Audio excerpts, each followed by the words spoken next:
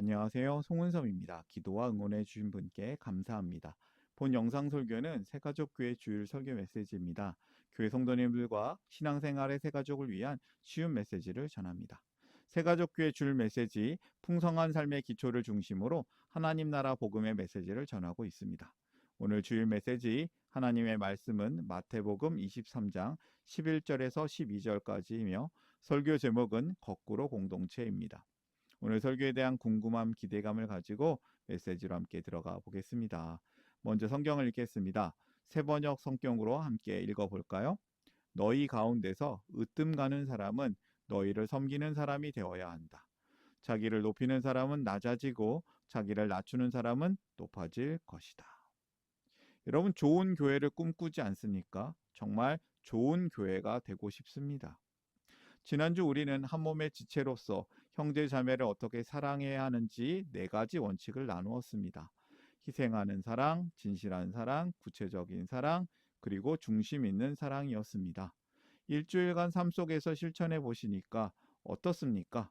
어떤 사랑이 가장 어려우셨을까요?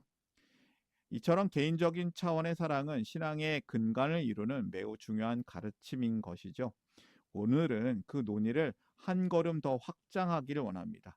우리가 각자 속한 공동체 안에서 그 사랑을 어떻게 함께 실현할 수 있는지 이 원리인 섬김의 도에 대해서 깊이 함께 생각해 보고자 합니다. 좋은 교회, 진정으로 건강하고 성숙한 교회는 어떤 모습일까요? 교회의 크기, 예산의 규모, 화려한 프로그램 혹은 파송한 선교사의 숫자가 그 기준이 될 수 없습니다. 참으로 좋은 교회는 사랑할 줄 아는 사람들이 가득한 공동체입니다. 사랑의 원리를 삶으로 체득한 사랑의 전문가들이 리더로 세워지고 가정과 직장, 세상 속에서 사랑을 실천하는 성도들이 많은 교회가 바로 하나님께서 기뻐하시는 건강한 교회입니다. 오늘 우리는 바로 이러한 공동체를 세워가는 하나님의 원리, 섬김의 도가 무엇인지를 함께 배우고자 합니다. 이것은 단순한 구호가 아니라 하나님의 가족이 함께 살아가는 구체적인 삶의 방식이 되어야 되겠습니다. 요한복음 3장 16절 그리고 요한일서 3장 16절 두 말씀은 3장 16절이라는 공통점이 있어요. 유명한 이 두 말씀을 아실까요? 요한복음 3장 16절은 우리가 받은 사랑을 말합니다. 하나님이 세상을 이처럼 사랑하사 독생자를 주셨으니. 요한일서 3장 16절은 우리가 살아내야 할 사랑을 말합니다. 그가 우리를 위하여 목숨을 버리셨으니 우리도 형제들을 위하여 목숨을 버리는 것이 마땅하니라. 두 구절의 관계를 깊이 생각해 보십시오. 요한복음 3장 16절이 하나님께서 우리를 위해 하신 일 구원에 초점을 맞추고 있다면 요한일서 3장 16절은 그 놀라운 사랑을 알게 된 우리가 마땅히 해야 할 일, 형제 자매를 위한 사랑을 가르쳐 줍니다. 전자가 받은 사랑이라면 후자는 실천해야 할 사랑이고요. 전자가 믿음의 시작이라면 후자는 믿음의 열매입니다. 안타깝게도 오늘날 많은 교회 현실이 어떻습니까? 요한복음 3장 16절의 구원 메시지는 뜨겁게 선포가 되지만 요한일서 3장 16절의 실천적 가르침은 마치 없어도 되는 것처럼 없어져 버렸습니다. 우리는 기억해야겠습니다. 요한일서 3장 16절의 삶이 우리 공동체의 그 저변에 흐르고 있지 않는다면 우리는 그 구원의 고백들이 거짓이 되고 입술만의 고백에 불과하게 되는 겁니다. 진정한 공동체는 이 두 말씀이 균형을 이룰 때 세워집니다. 이처럼 목숨을 내어주는 사랑의 원리는 공동체 안에서 구체적으로 어떠한 모습으로 작동해야 할까요? 우리는 이미 큰 사랑을 받았습니다. 그렇다면 그 사랑을 아는 사람은 형제를 위해 자신을 내어주는 삶을 사는 것이 자연스러운 일이 되어야 합니다. 이것은 선택이 아니라 당연한 열매인 것이죠. 우리는 이 개인의 변화에서 더 나아가서 공동체의 질서가 왜 세상과 달라야 하는지를 함께 살펴보고자 합니다. 오늘 설교를 위해서 3가지 주제를 준비했습니다. 오늘 메시지를 듣는 분들이 이 3가지 이야기를 잘 들어주시기를 바랍니다. 첫 번째 주제예요. 거꾸로 리더십과 서로 섬김. 으뜸 가는 사람은 너희를 섬기는 사람이 되어야 한다. 자기를 낮추는 사람은 높아질 것이다. 예수님께서는 성경 내내 이 얘기를 하셨습니다. 마태복음에서도 이 얘기를 참 많이 하셨는데요. 이 세상에 그 공동체의 본질이 있습니다. 힘의 논리에 기초한 피라미드 구조인 것인데요. 높은 자리에 있는 사람이 낮은 자리의 사람들을 함부로 대하고 임의로 주관하고 권세를 부리는 것. 우리가 흔히 말하는 갑질 문화가 바로 그 모습입니다. 힘 있는 사람이 약한 자를 지배하고 조정하는 것이 세상 방식인 것이죠. 그러나 예수님께서는 선언하십니다. 그러나 너희끼리는 그렇게 해서는 안 된다. 제자 공동체는 세상과 달라야 한다는 것입니다. 제자 공동체의 구조는 어떻게 될까요? 세상이 피라미드 구조라면 제자 공동체 이 구조는 역피라미드 구조입니다. 위대해지고자 하는 사람은 남을 섬기는 사람이 되어야 합니다. 으뜸이 되고자 하는 사람은 남의 종이 되어야 합니다. 세상에서는 위로 올라갈수록 섬김을 받지만 하나님 나라에서는 위로 올라가고 싶은 사람일수록 더 낮은 자리로 내려가 섬겨야 합니다. 이 놀라운 역피라미드의 가장 낮은 곳에는 누가 계십니까? 바로 예수님이 계십니다. 자기 목숨을 많은 사람의 몸값으로 치러주시려고 오신 예수 그리스도이시죠. 우리 공동체 최고 리더가 가장 많이 자신의 생명까지 내어주며 희생하신 예수님이신 것입니다. 세상 조직은 보통 위로 갈수록 힘이 강해지는 구조입니다. 높은 자리에 있는 사람이 아랫사람을 지배합니다. 그런데 예수님은 전혀 다른 공동체를 말씀하십니다. 하나님 나라에서는 위에 있는 사람이 아랫사람을 섬깁니다. 가장 낮은 자리에서 공동체를 받쳐주는 구조인 것이죠. 예수님은 자신의 생명을 내어주신 최고의 리더이십니다. 하나님 나라는 거꾸로 되어 있습니다. 그런데 오늘날 교회의 모습은 어떻습니까? 목사나 장로라는 직분이 그 세상의 임원처럼 권력으로 여겨진다면 그것은 이미 세상의 피라미드 구조에 오염된 것이죠. 성경이 말하는 리더는 섬기고 희생하는 봉사직입니다. 따라서 건강한 교회 특징은 분명합니다.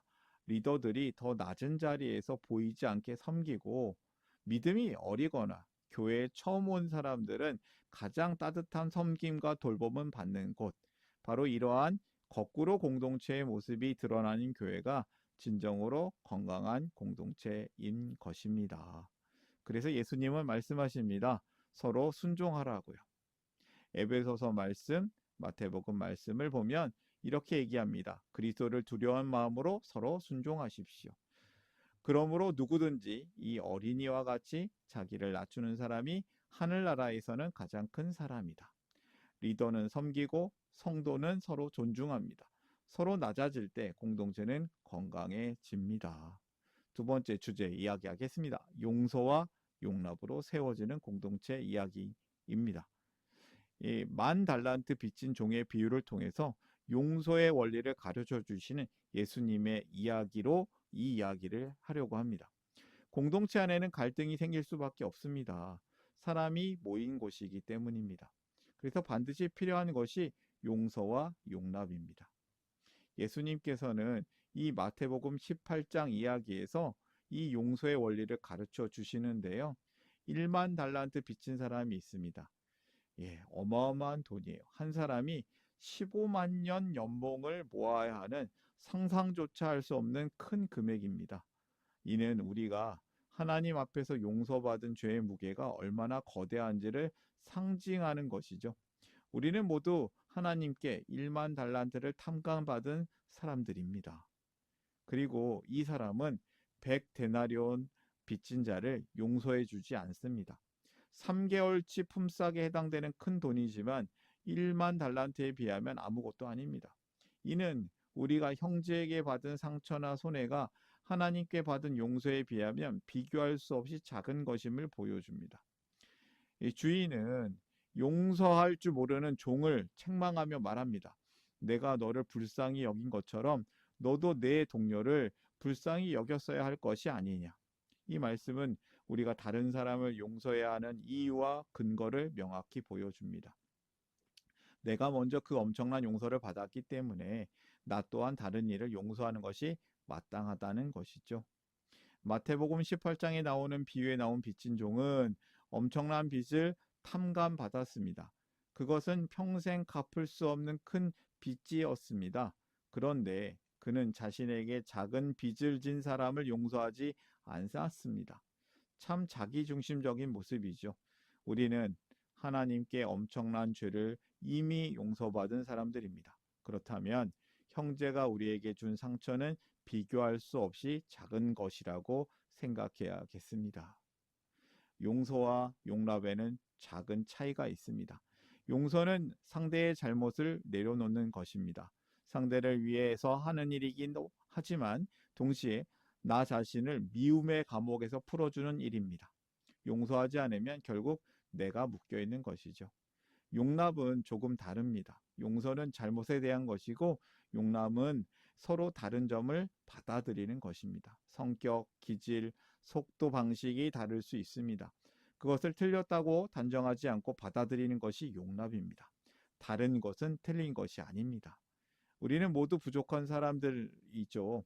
우리의 힘으로는 완전한 용서가 어렵습니다. 그러나 하나님의 사랑을 깊이 묵상할 때 우리는 조금씩 상대를 품을 수 있게 됩니다. 세 번째 주제로 가볼까요? 은사와 사명의 공동체 이야기입니다. 은사는 여러 가지지만 그것을 주시는 분은 같은 성령이십니다. 섬기는 일은 여러 가지지만 섬김을 받으시는 분은 같은 주님이십니다. 각 사람에게 성령을 나타내 주시는 것은 공동 이익을 위한 것입니다. 공동 이익을 위한 것. 관계가 회복된 공동체는 멈춰 있지 않습니다. 하나님은 각 사람에게 서로 다른 은사를 주셨습니다. 그 은사는 나를 드러내기 위한 것이 아닙니다. 공동체를 세우기 위한 것이죠. 모든 은사는 함께 유익을 누리기 위해 주어졌습니다. 은사를 사용할 때 가장 중요한 것은 사랑입니다. 사랑이 없으면 은사는 오히려 공동체를 힘들게 할 수 있습니다. 그래서 우리는 개인이 드러나는 구조가 아니라 함께 섬기는 구조를 만들어야 합니다. 함께 기도하고 함께 사역할 때 모든 영광은 하나님께 돌아갑니다. 그래서 성도의 정체성이 중요합니다. 베드로전서 말씀을 읽어볼까요? 그러나 여러분은 택하심을 받은 족속이요 왕과 같은 제사자들이요 거룩한 민족이요 하나님의 소유가 된 백성입니다. 그래서 여러분을 어둠에서 불러내어 자기의 놀라운 빛 가운데로 인도하신 분의 업적을 여러분이 선포하는 것입니다. 우리의 정체성은 택하심을 받은 족속이고 왕과 같은 제사장들이고 거룩한 민족이고 하나님의 소유가 된 백성입니다. 그런데 이 공동체의 목적이 어디에 있냐면요. 하나님의 업적, 하나님의 하신 일들을 우리가 선포하는 것에 있습니다. 우리를 어둠에서 빛으로 부르신 하나님의 아름다움을 드러내는 것이 우리의 목적인 것이죠. 건강한 공동체는 세상에 하나님의 살아계심을 보여주는 증거가 됩니다. 오늘 우리는 섬김의 도를 배웠습니다. 섬기는 리더십, 서로 존중하는 질서, 용서와 용납, 은사를 통한 세움, 그리고 공동체의 사명. 이 모든 것은 결국 중심이 어디에 있느냐는 문제입니다. 내가 중심이 되면 공동체는 흔들립니다. 그리스도가 중심이 되면 공동체는 바로 세워집니다. 사랑이 없는 사역은 결국 소음이 됩니다. 그러나 사랑이 바탕이 되면 공동체는 빛이 됩니다. 이제 우리 각자 스스로에게 물어봅시다. 나는 아직도 용서하지 못한 사람이 있습니까? 나는 내 은사를 나를 위해 사용하고 있습니까? 아니면 공동체를 위해 사용하고 있습니까? 섬김의 도는 먼 이야기가 아닙니다. 오늘 내가 한 걸음 낮아지는 자리에서 시작이 되는 것이죠. 우리가 서로 사랑하고 섬길 때 세상은 우리를 통해 하나님을 보게 될 것입니다. 그 길을 함께 걸어가기를 소망합니다. 이제 오늘 이 메시지를 정리하면서 저는 더하는 질문을 드려봅니다. 세 가지 더하는 질문인데요. 최근 나의 관계들을 돌아볼 때 사랑의 실천, 희생, 진실, 구체적, 중심되는 사랑 중에 유독 실천하기 어려운 원칙은 무엇이며 그 이유는 무엇인가? 교회나 가정 혹은 직장에서 내가 섬김을 받는 권위가 아닌 섬기는 종으로서의 태도를 가졌을 때, 혹은 그런 리더를 만났을 때 공동체에 어떤 변화가 일어났는가? 성령은 각 사람에게 공동의 이익을 위해 다양한 은사를 나누어 주십니다. 내가 가진 작은 재능이나 성품이 우리 소그룹이나 교회 공동체를 세우는데 어떤 기여를 할 수 있는가? 이제 오늘의 메시지를 정리해 보도록 하겠습니다. 첫 번째, 거꾸로 된 섬김의 공동체로 살라. 교회는 예수님처럼 섬기는 질서 위에 세워집니다. 두 번째, 용서와 용납의 공동체로 살라. 성도는 하나님께 큰 용서를 받은 사람들입니다. 세 번째, 하나님을 선전하는 공동체로 살라. 각자의 은사는 공동체를 세우고 하나님의 아름다움을 세상에 나타내기 위한 것입니다. 오늘의 메시지를 마음에 담고 삶으로 결단하면서 함께 기도하기를 원합니다. 기도하겠습니다. 당신의 선한 일을 위하여 우리를 작품되게 하시고 새로운 가족 되게 하시고 새로운 삶을 살게 하시네. 하늘에 계신 우리 아버지, 아버지의 이름이 우리 공동체 안에서 거룩히 여김을 받으시옵소서. 아버지의 나라가 우리 교회와 가정과 소그룹 가운데 임하게 하시고 세상의 피라미드가 아니라 섬김의 역 피라미드가 이루어지게 하옵소서. 아버지의 뜻이 하늘에서 이루어진 것 같이 우리 안에서도 이루어지기를 기도합니다. 리더는 더 낮은 자리에서 섬기게 하시고 성도는 순종으로 질서를 세우게 하시며 서로 겸손히 섬기는 공동체가 되기를 소망합니다. 오늘 우리에게 서로를 사랑할 힘을 주시고 용서하지 못한 마음을 풀어주시며 다름을 판단하지 않고 용서 용납할 수 있는 넓은 마음을 허락하여 주시기를 기도합니다. 우리가 서로에게 진 빚을 계산하지 않게 하시고 이미 탕감받은 은혜를 기억하며 새 가족이 된 형제 자매를 향해서 손을 내밀게 하여 주시옵소서. 우리를 시험에 들게 하지 마시고 자기 중심적인 죄의 쓴뿌리에서 건져주시며 공동체를 무너뜨리는 말과 태도에서 지켜주시기를 기도합니다. 모든 나라와 권세와 영광이 섬김으로 다스리시는 우리 주 예수 그리스도께 영원히 있음을 믿습니다. 예수님의 이름으로 기도드립니다. 아멘. 하나님 나라 여기 있네. 하나님 나라 함께 사네. 예수님 노래합니다. 예수님 찬양합니다.